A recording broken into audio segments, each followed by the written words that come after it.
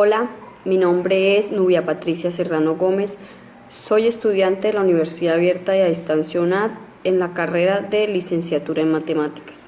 En este momento abordaré un tema muy complejo, muy actual y muy preocupante como lo es la corrupción.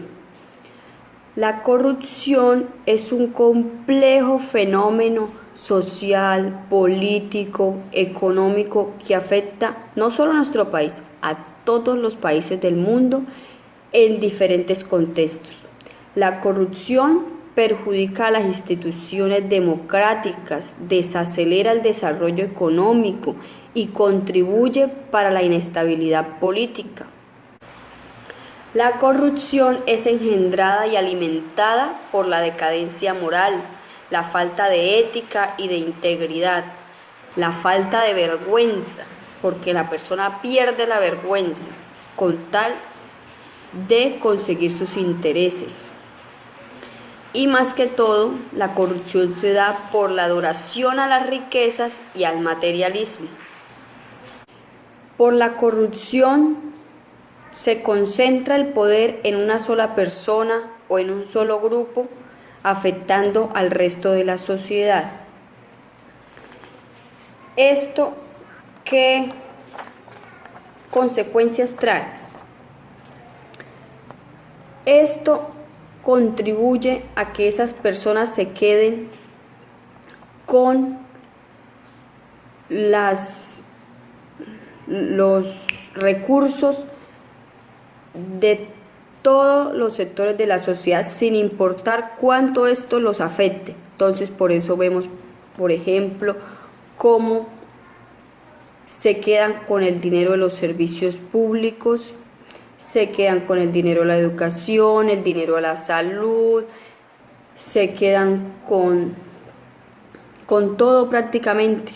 Por eso vemos concentrada la riqueza en unos cuantos y vemos cómo día a día aumenta la pobreza, aumentan los niveles de pobreza. ¿Cómo se logra la corrupción?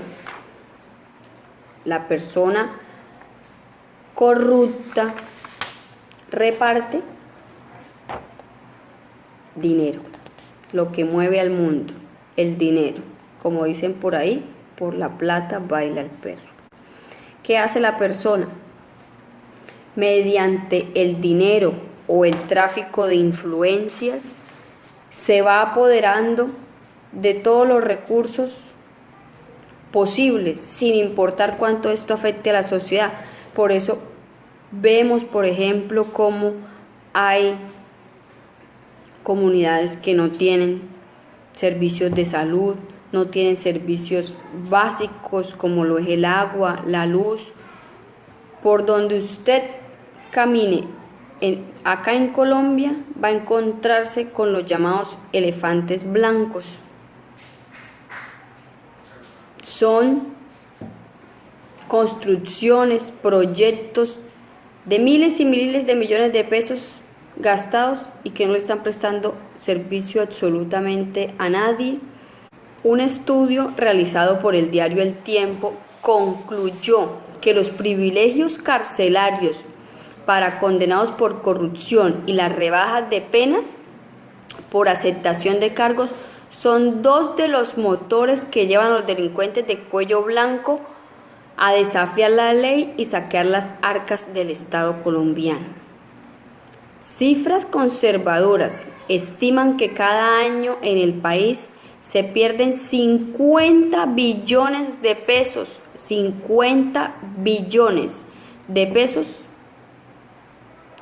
por la corrupción, 50 billones de pesos que bien alcanzaría para construir 1 millón de casas de interés social, nos darían unas vías espectaculares. Podríamos conjurar el déficit fiscal que tiene la nación y muchas cosas más. No es gratuito que ocupemos el puesto 90 entre 176 naciones, según la evaluación dada por Transparencia Internacional. ni mucho menos es gratuito que en los últimos años se hayan condenado a más de 19.000 personas por actos de corrupción. De hecho, el 80% de los empresarios entrevistados por este diario aceptan que en sus negocios hay corrupción y, lo que es peor, el 30% está dispuesto a falsificar estados financieros y a pagar sobornos por un contrato. Por eso es que hemos visto escándalos de corrupción tan grandes y tan bulliciosos como por lo menos el de Odebrecht, una multinacional que repartió coimas prácticamente en todos los países de Latinoamérica para quedarse con licitaciones para su beneficio propio. Es evidente que la corrupción hace mucho daño, crea desconfianza, incentiva nuevas conductas abusivas, detrae dinero de finalidades sociales, desanima el esfuerzo y rompe el principio de legalidad.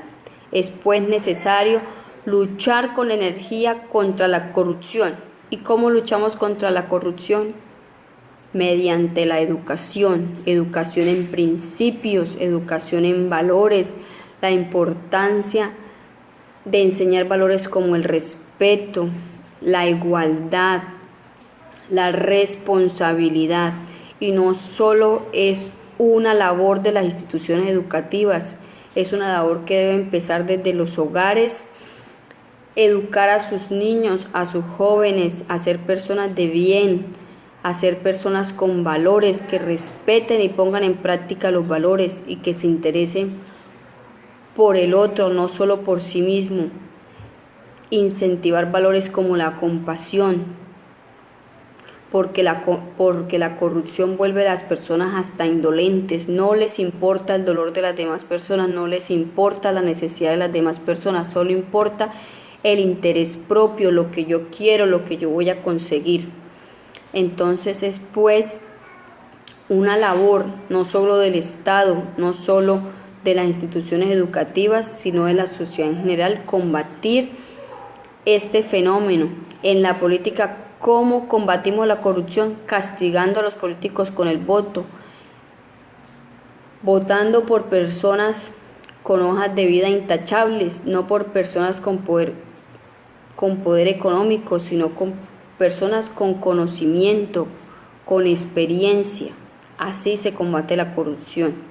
Y no es algo que vayamos a lograr de hoy a mañana, es un proceso largo, es un proceso que necesita constancia y que necesita firmeza para conseguir acabar con la corrupción y ver verdaderamente que la sociedad cambie, que la sociedad evolucione,